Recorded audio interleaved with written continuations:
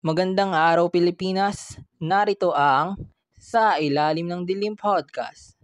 Kami ay tumatalakay sa mga kwento ng buhay patungkol sa ating kasaysayan. Sa episode na ito, kami ay samahan ninyo sa muling paglalakbay at pagtalakay sa isa sa ating mga saysayang pangyayari sa ating bansa. Ang mga alaala ng takot, tapang at pag-asa ng bawat Pilipino, ang martial law. Ano nga ba ang martial law? Ang martial law o batas militar ay nangyari noong Setyembre 21, 1972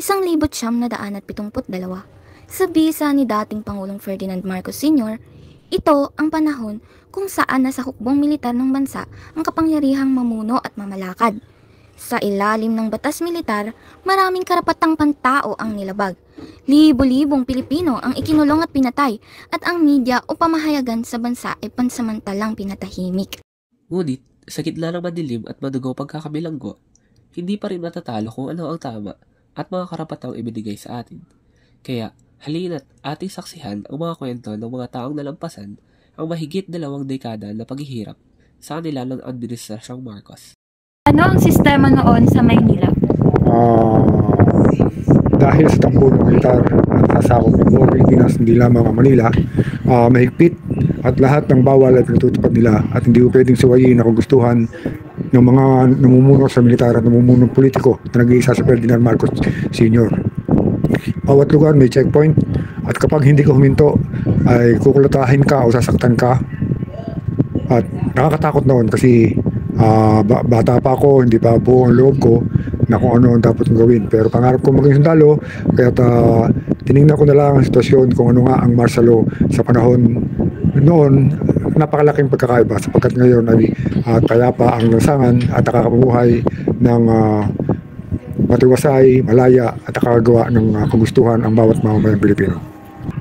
Lahat ng bagay noon na kinakailangan sundin mo at lahat ng mga mahalagang bagay na kinakailangan malaman ng tao ay hindi malalaman dahil ito ay tinatago at nililihim upang hindi malaman ng tao kung ano ang ansisyon ng Pangulong Ferdinand Marcos noon. At ang bawat bagay na kinakailangan ng tao ay hindi may bigay dahil kontrolado ng militar ang buong Pilipinas, hindi lamang ang Manila. Pang-apat na tanong, ano pong mapapayo nyo sa future voters based sa naranasan nyo noong panahon ni Marcos o martial law? Panahon ng martial law, hindi ako nakaboto dahil hindi walang botohan noon sapagkat ang lahat ng bagay ay nakokontrol ni Ferdinand Marcos Sr. Kung kaya't ang mga botante noon ay walang kalayan. Di tulad ngayon na malaya kang magagawa ang kagustuhan mo bilang isang botante at mapipili mo kung sino ang gusto mo na iboto at iluklok sa kanilang mga tungkulin.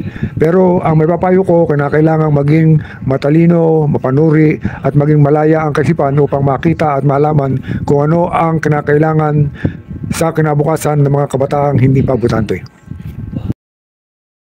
Sa bahay ako nung mangyari yun. Hindi yung tinatawag nilang sa revolusyon. Opo. Oh. Ano yan, basta buong Itchayon, ang mga tao nasa gitna ng kalsada. Tapos, ang mga pari at saka matre nasa unahan. Yun ang bali nagaharang sa sa mga gustong tapos yun, pinangbabaril nila yung building kay si Rayleigh at saka si si Angara ata.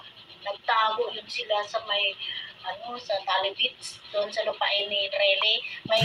Tapos si Angara may bahay doon sa itaas, sa gitna ng kakahuyan. Saan po banda yan? Talibits.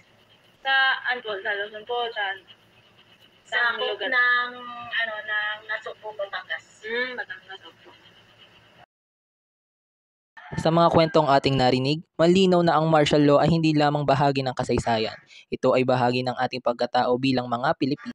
Mahalaga ang pag-alala, pag-unawa at pagtanaw sa mga aral ng nakaraan na kinakaharap ng ating bansa upang ating malaman ang gagawin sa susunod para hindi na ito mangyari pa ulit. Maraming salamat sa pagkikinig sa aming podcast. Hanggang sa susunod na aming episode, manatiling mulat, paalam Pilipinas.